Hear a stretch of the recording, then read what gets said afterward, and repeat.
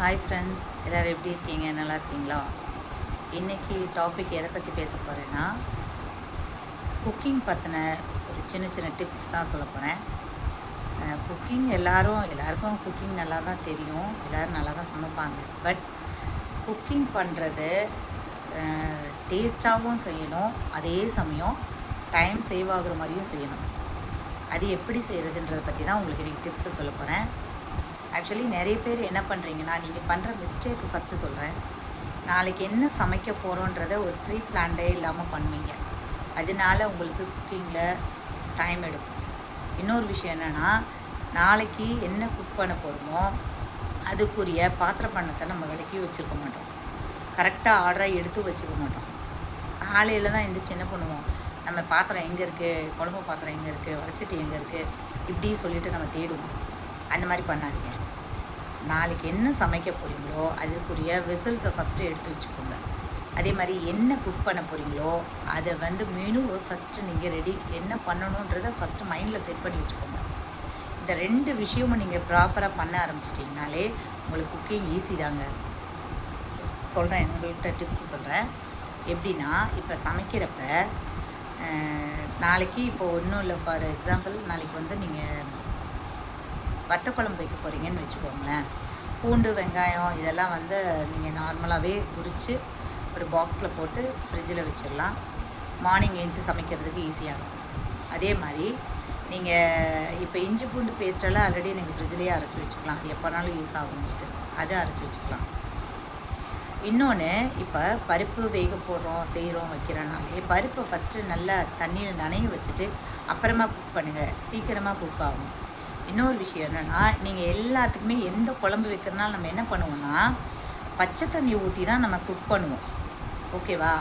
நம்ம என்ன பண்ணணும்னா, சீக்கிரமாக நம்ம குக்கிங் டைம் சேவ் ஆகணும், சீக்கிரமாக குக்கிங் பண்ணணும், பசங்களை சீக்கிரம் அனுப்பிச்சி விடணும் அப்படின்னா நீங்கள் என்ன பண்ணுங்கள், எப்போவுமே ஒரு அடுப்பில் ஒரு ஹாட் வாட்டர் வச்சுட்டே இருங்க.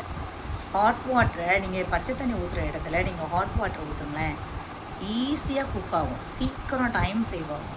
நிறைய பேர் சிக்கன் கிரேவி, மட்டன் கிரேவி எதில் செய்கிறப்ப என்ன பண்ணுறாங்கன்னா, நல்ல வெங்காயம், தக்காளி எல்லாம், இஞ்சி பூண்டு பேஸ்ட்டு எல்லாமே போட்டு நல்லா எல்லாம் வதக்கிட்டு கடைசியாக என்ன பண்ணுறாங்கன்னா, கறியும் போட்டு நல்லா மசாலெலாம் போட்டு நல்லா எண்ணெயில் வதக்கிட்டு கடைசியில் என்ன பண்ணுறாங்க, நார்மல் வாட்டர் எடுத்து ஊற்றிடுறாங்க. அப்போ என்ன ஆகுனா, அது மட்டனாக இருக்கட்டும், சிக்கனாக இருக்கட்டும், அது ஹீட்டாக இருக்கிறப்ப நீங்கள் பச்சை தண்ணியை ஊற்றுறப்ப என்ன ஆகுனா, அந்த கறி என்ன ஆகுனா விரைச்சி போயிடும். அதுக்கப்புறம் அது ஹீட் பண்ணி அந்த தண்ணி ஹீட் ஆகி குக் ஆகுறப்ப நீங்கள் என்ன தான் குக் பண்ணாலும் அந்த கறி சாஃப்டாகவே வராது, பாதி வெந்து வேகாத மாதிரியே தான் வரும். அப்போ நீங்கள் என்ன பண்ணணும்னா, chicken gravy, mutton gravy, non veg எது நீங்கள் சமைக்கிறீங்களோ ஃப்ரை பண்ணிக்கோங்க, எல்லாம் என்ன வதக்கணுமோ வதக்கிக்கோங்க. பக்கத்தில் ஹாட் வாட்டர் வச்சுக்கோங்க. நீங்கள் பச்சை தண்ணி ஊற்றுறதுக்கு பதிலாக ஹாட் வாட்டர் தூக்கி அதில் போடுங்க. போட்டு நீங்கள் வதக்கி சமைக்கிறப்ப, நான்வெஜ்ஜுக்கு நான் சொல்கிறேன், வதக்கி செய்கிறப்ப அது என்ன ஆகுனா, சிக்கனாக இருக்கட்டும், மட்டனாக இருக்கட்டும், அவ்வளோ ஒரு சாஃப்டாக இருக்கும் உங்களுக்கு. நீங்கள் ட்ரை பண்ணி பாருங்களேன். நான் அந்த மாதிரி தான் நான் சமைப்பேன். அதே மாதிரி பிரியாணி செய்கிறப்பையும் அதே மாதிரி தான் என்ன பண்ணுறாங்கன்னா, எல்லா மசாலா எல்லாமே வதக்கிட்டு கடைசியில் தூக்கி என்ன பண்ணுறாங்க, உள்ளே எதை வைக்கிறாங்க, பச்சை தண்ணியை ஊற்றி விட்டுறாங்க. கறியும் போட்டு வதக்கிட்டு அதில் பச்சை தண்ணியை ஊற்றி அந்த தண்ணி கொதித்து அதுக்கப்புறம் ரைஸை போட்டு பிரியாணி அப்பெல்லாம் ரெடி பண்ணுறாங்க. நீங்கள் இனிமேல் என்ன பண்ணுங்கள், பச்சை தண்ணி ஊற்றுறதுக்கு பதிலாக தண்ணி அளந்துருப்பீங்கள, இவ்வளோ ரைஸ்க்கு இவ்வளோ வாட்டர்னு சொல்லிட்டு மெஷர்மெண்ட் இருக்குல்ல, அந்த வாட்டரை எடுத்து நீங்கள் நார்மலாக சிம்லேயே வச்சு நீங்கள் இங்கே வெங்காயம், தக்காளி எல்லாமே வதக்கிட்டு இருக்கிற நேரத்துலேயே அந்த வாட்டரை ஹீட் பண்ணிக்கோங்க. கரெக்டாக இது வதக்கி வரப்போ அது கரெக்டான நார்மல் ஹீட்டுக்கு வந்துடும். அதுக்கப்புறமா அந்த மட்டன்லேயோ சிக்கன்லேயோ நீங்கள் ஊற்றி குக் பண்ணி பாருங்கள். பிரியாணி ஆகட்டும், நார்மலாக சிக்கன் கிரேவி, மட்டன் கிரேவி எதுவாக இருக்கட்டும், அது மாதிரி செஞ்சு பாருங்கள். கறி ரொம்ப சாஃப்டாக வரும். நீங்கள் உண்மைகள் ட்ரை பண்ணி பாருங்கள். நான் அது மாதிரி தான் எப்போவுமே குக் பண்ணுவேன். அது ஒரு டிப்ஸு.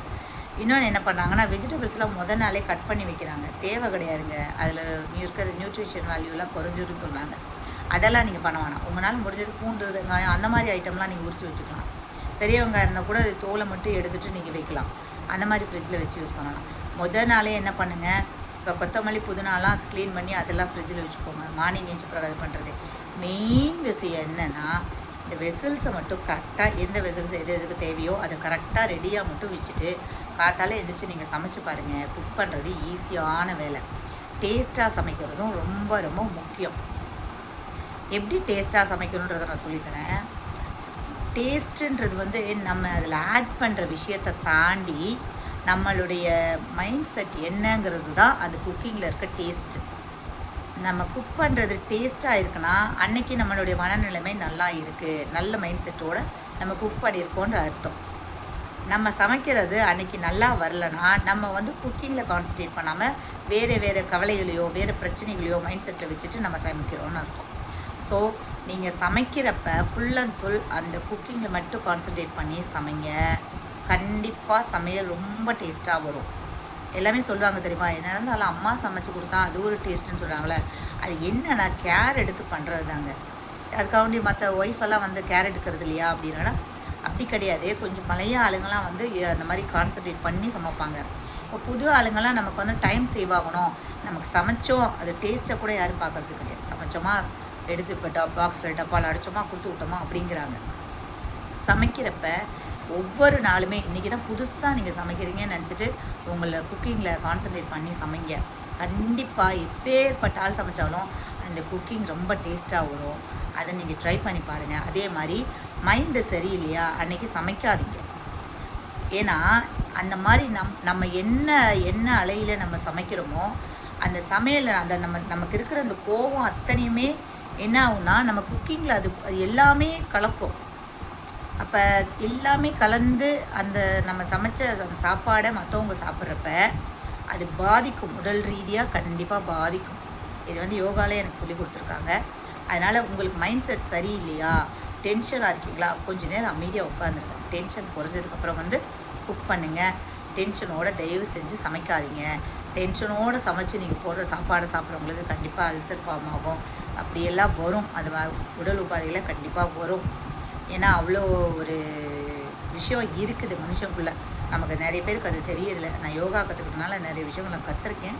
அதனால் உங்கள்கிட்ட சொல்கிறேன், மனநிலை சரியில்லையா, உடல் ரீதியாக மன ரீதியாக உங்களுக்கு ப்ராப்ளம் இருக்கா, அன்றைக்கி ஒரு நாள் நீங்கள் சமைக்கிறத கூட கட் பண்ணிவிட்டு கூட இல்லை கொஞ்சம் நேரம் நீங்கள் சமையலை நிறுத்திட்டு மைண்டு கொஞ்சம் ரிலாக்ஸ் பண்ணிவிட்டு அதுக்கப்புறமா சமைச்சு பாருங்கள். கண்டிப்பாக சமையல் நல்லா டேஸ்ட்டாக வரும். சமைக்கிறது ரொம்ப ரொம்ப ஈஸியான வேலை. குக் பண்ணுறதுக்கான வெசல்ஸை ரெடி பண்ணிக்கோங்க. நாளைக்கு என்ன மெனு ரெடி பண்ண போகிறன்ற மெனுவை வந்து அதற்குரிய திங்ஸ் எல்லாம் வாங்கி வச்சுக்கோங்க. எப்போவுமே குக் பண்ணுறப்ப ஒரு ஸ்டவ்வில் வந்து கண்டிப்பாக ஹாட் வாட்டர் வச்சுட்டே இருங்க. ஈஸியாக சமைக்கலாம், டேஸ்ட்டாகவும் சமைக்கலாம், டைமும் சேவ் பண்ணலாம். நான் கொடுத்த இந்த டிப்ஸ் உங்களுக்கு யூஸ்ஃபுல்லாக இருக்குன்னு நினைக்கிறேன். முடிஞ்சவங்க ட்ரை பண்ணி பாருங்கள். இந்த வீடியோ பிடிச்சிருந்தால் லைக் பண்ணுங்கள், கமெண்ட் பண்ணுங்கள், ஷேர் பண்ணுங்கள். மீண்டும் இன்னொரு விஷயம் பேசுவோம். கூடிய விரைவில் மீண்டும் சந்திப்போம். நன்றி மக்களே. பாய். Thank you so much.